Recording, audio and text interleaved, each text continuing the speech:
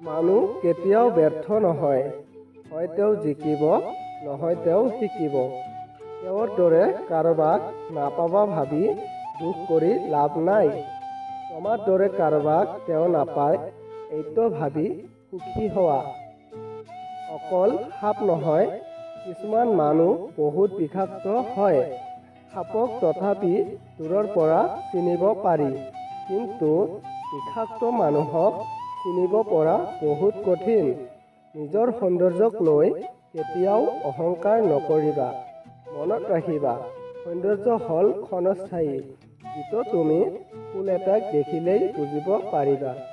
সততা আৰু সন্মান এনেকুৱা এটা বস্তু যিটো তুমি কেতিয়াও কোনো সস্তা লোকৰ পৰা এইটো আশা কৰিব নোৱাৰিবা।